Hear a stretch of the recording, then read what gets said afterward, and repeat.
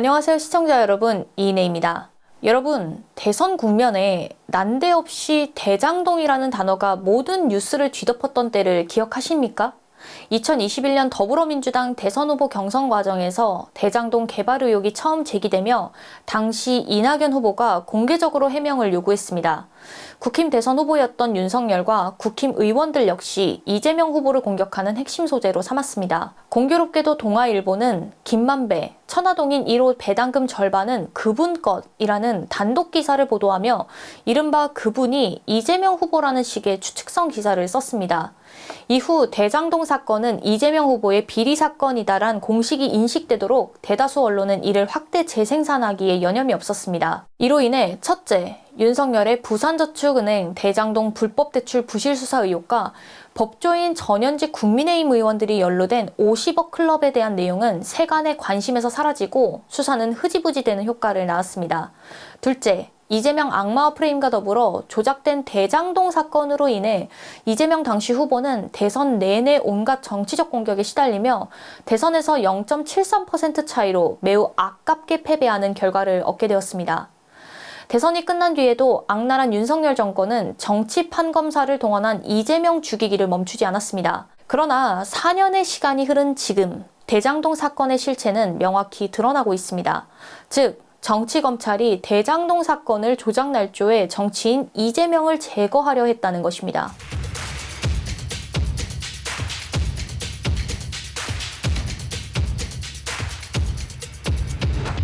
대장동은 판교 신도시 남쪽 끝에 있는 핵심 개발지였으나 공무원 투기와 계획 유출, 공영과 민영 개발 방식의 충돌로 오랜 기간 방치되어 왔습니다.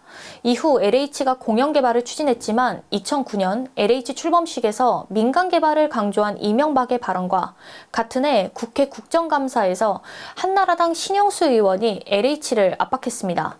결국 이명박과 현대건설에서 오랜 기간 함께 근무했던 이지송 당시 LH 사장은 2010년 대장동 개발을 포기했습니다.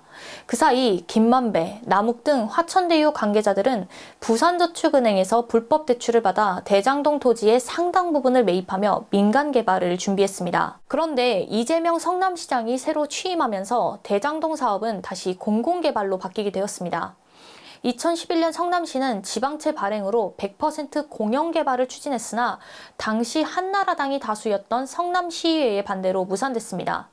2015년 두 번째 임기를 맞은 이재명 당시 성남시장은 대장동 개발과 수정구 신흥동 제1공단 공원화를 묶는 대규모 민관공동 도시개발 사업을 구상했습니다. 이는 대장동 개발 이익을 환수해 재정 부담으로 수십 년간 미뤄져온 제1공단 공원화 사업을 해결하려는 전략이었습니다. 이는 기존 행정관행에서는 보기 드문 참신한 방식이었습니다. 불로소득은 시민에게라는 원칙을 가지고 성남시는 성남도시개발공사와 금융기관, 민간개발업체가 함께 참여하는 특수목적 법인인 성남의 뜰을 설립했습니다.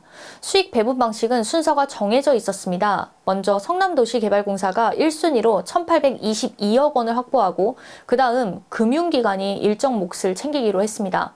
또한 민간사업자가 제1공단 공사비를 부담하도록 하고 향후 분쟁을 차단하는 계약 조항을 포함시켜 성남시는 수천억 원 규모의 공공이익을 확정적으로 환수했습니다. 우선 배분이 끝난 뒤 남는 수익금은 민간 투자자들의 몫이었는데 그 주체가 바로 화천대유와 SK증권이었습니다. 그러나 SK증권 지분의 경우 화천대유 대주주 김만배가 모집한 개인 투자자들의 것이었기에 4천억 원이 넘는 막대한 수익금을 모두 화천대유가 가져가게 되었습니다. 문제는 이러한 사업의 실무를 총괄하던 책임자가 바로 당시 성남도시개발공사 기획본부장이었던 유동규였다는 점입니다.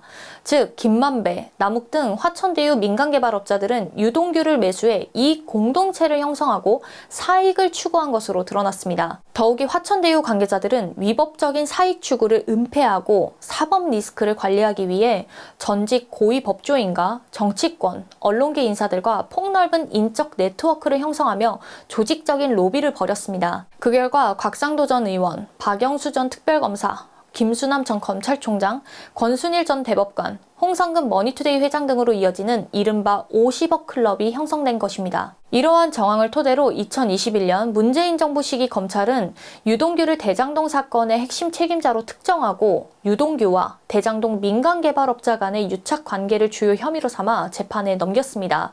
반면 이재명 당시 민주당 대선 후보와 정진상, 김용 등 측근들의 경우 구체적인 혐의점을 발견하지 못해 기소 대상에서 제외됐습니다. 이것이 문재인 정부 검찰에서 진행한 1차 대장동 수사이며 이에 대한 1심 판결은 2025년 10월 31일에 이르러서야 선고되었습니다. 그러나 2022년 윤석열 정권 출범 이후 윤석열 사단으로 분류되는 어미준, 강백신, 정일권, 호승진 검사 등에게 대장동 사건이 배정되며 2차 수사가 시작되었습니다.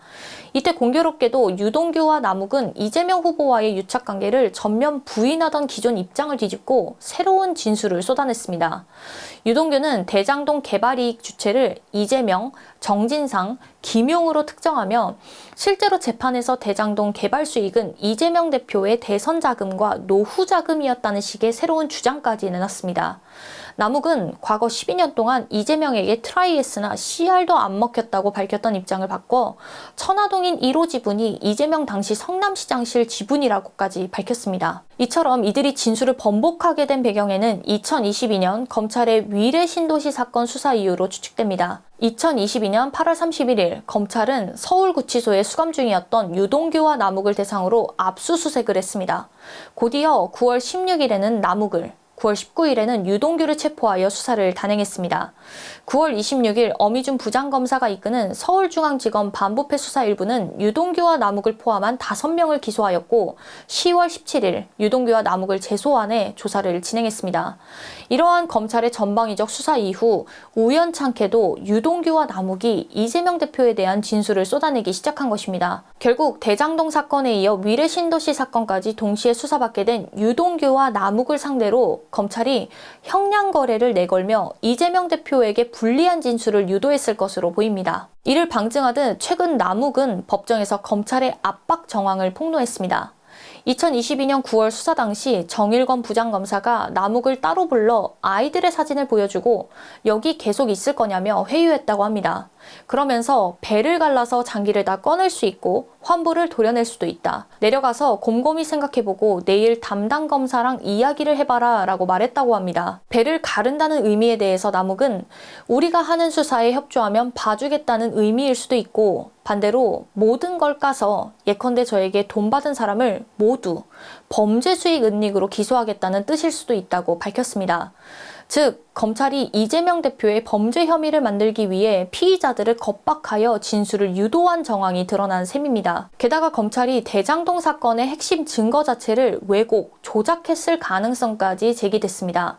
대장동 사건의 또 다른 핵심 인물인 정영학 전 회계사는 2021년 수사 당시 자신이 제출한 USB 파일과 녹취록이 검찰에 의해 임의로 해석 가공됐다고 주장했습니다. 실제로 오마이뉴스에서 입수한 정영학 전 회계사의 의견서에 따르면 검찰은 정영학 녹취록을 임의 해석해 검찰 버전 녹취록을 별도로 만들었고 이 과정에서 특정 표현이나 특정 대상이 원본과 현저히 달라졌다는 취지의 내용이 적시되어 있습니다. 실례로 원본에서는 재창희형으로 되어 있는데 검찰은 실장님이라고 바꾸며 이재명 대표의 최측근인 정진상 실장을 연상시키도록 재구성했습니다. 또한 위례신도시라는 원본의 표현을 윗 어르신들로 대체하며 이재명, 정진상, 김용이 개발이익을 얻기 위해 위례신도시 사업자를 내정했다는 식으로 해석했습니다. 이렇게 날조된 녹취록을 증거로 제출한 검사는 바로 당시 서울중앙지검 어미준 반부패 수사 1부장 검사로 확인됐습니다. 참고로 어미준 검사는 한명숙 전 총리 재판 모해 위증 교사,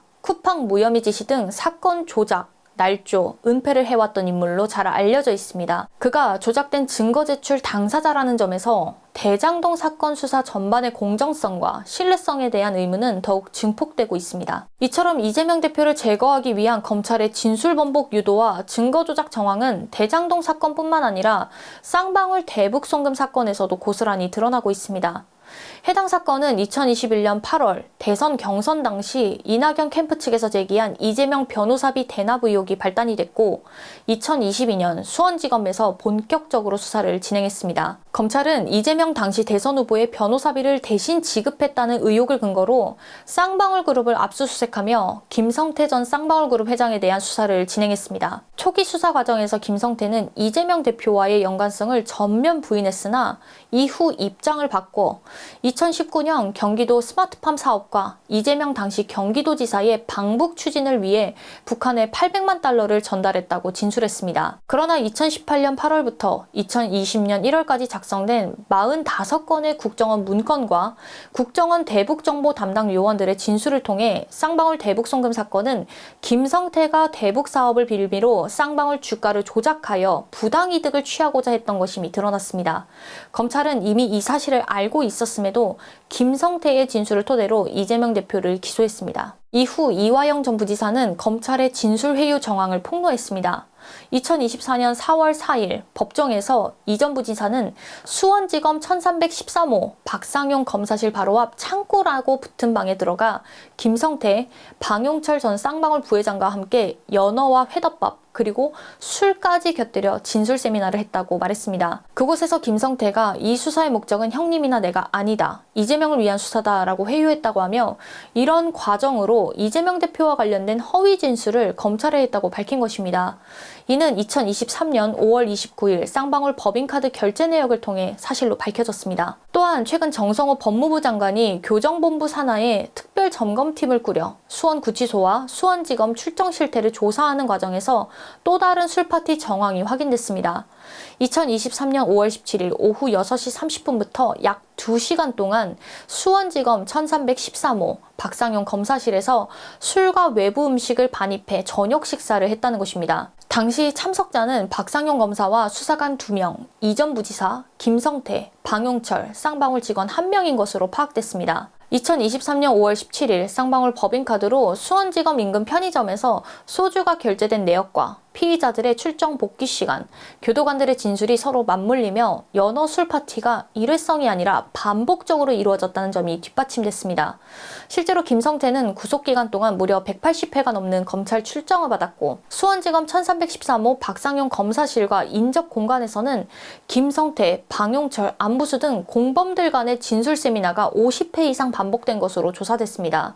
이 과정에서 외부인인 쌍방울 임직원들이 검사실 출입증을 폐용한 채 상주하며 음식물과 문서를 전달하고 피의자들 사이의 진술을 조율한 정황도 다수 확인됐습니다. 이와 비슷한 사례는 또 있었습니다. 쌍방울그룹과 더불어 대북 송금 사건에 연루된 KH그룹에서 KH 강원개발 부회장을 지낸 조경식 씨의 증언이었습니다. 그는 2023년 11월에서 12월 수원지검 13층 검사실 인근 민원대기실에서 술판을 벌였다며 구체적 날짜와 주문한 음식 내역까지 진술하기도 했습니다. 여기서 중요한 것은 이러한 진술 세미나와 술파티의 중심에는 당시 대북 송금 사건을 수사했던 박상용 검사가 있었다는 점입니다. 이저 부지사는 직접 작성한 옥중 노트를 통해 박상용 검사가 자신에게 반복적으로 진술 회유와 수사 협조를 압박했다고 밝혔습니다.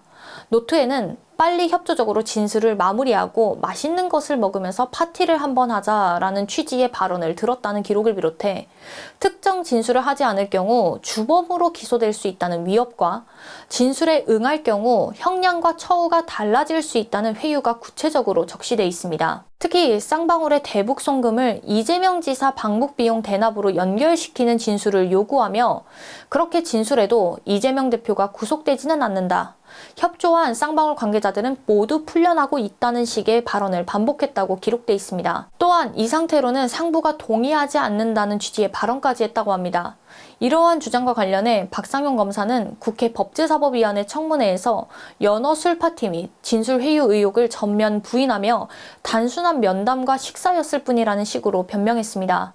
그러나 법무부 특별점검팀의 조사 결과를 통해 박 검사의 주장은 거짓임이 드러났습니다. 그런데 문제는 이러한 검찰 수사의 중대한 절차적 문제가 쌍방울 대북 송금 재판 과정에서 제대로 반영되지 않은 채 이전 경기도 평화부지사에게 중형이 선고되었다는 점입니다.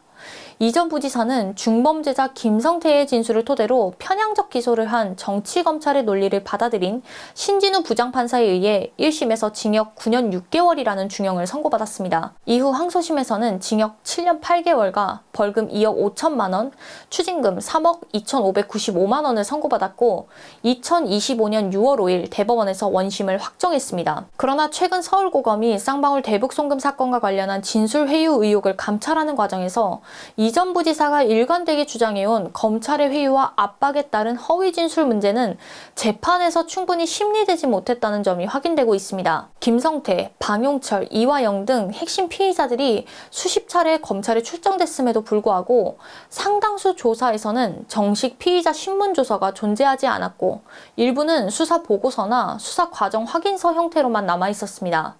조사 시작과 종료 시각이 서로 맞지 않는 기록도 다수 확인됐습니다. 그럼에도 불구하고 항소심 재판부는 설령 술자리가 있었다 하더라도 진술에 영향을 미쳤다고 보기 어렵다는 취지로 이 전 부지사의 주장을 배척했고 대법원 역시 이를 그대로 받아들였습니다. 정치검찰의 진술 유도와 증거 조작에 대해 철퇴를 가해야 할 사법부가 외려 이재명 대통령을 겨냥한 정치 수사에 동조한 것입니다. 이처럼 이재명 대통령을 정치적으로 제거하기 위해 조작과 날조를 반복해온 정치검찰의 문제는 대장동 사건과 쌍방울 대북 송금 사건을 통해 구조적으로 드러났습니다. 이는 일부 검사 개인의 일탈에 의한 징계로 수습될 사안이 아니라 정치검찰 전반에 대한 전면적 개혁이 요구되는 중대한 문제입니다. 이재명 정부 내 검찰개혁의 시기를 놓친다면 자정 능력을 상실한 검찰 권력이 다시 민주주의와 국정 운영을 위협하는 상황이 반복될 수밖에 없습니다. 검찰이 국민의 인권과 법치를 지키는 기관으로 거듭날 수 있도록 빠른 개혁을 촉구합니다.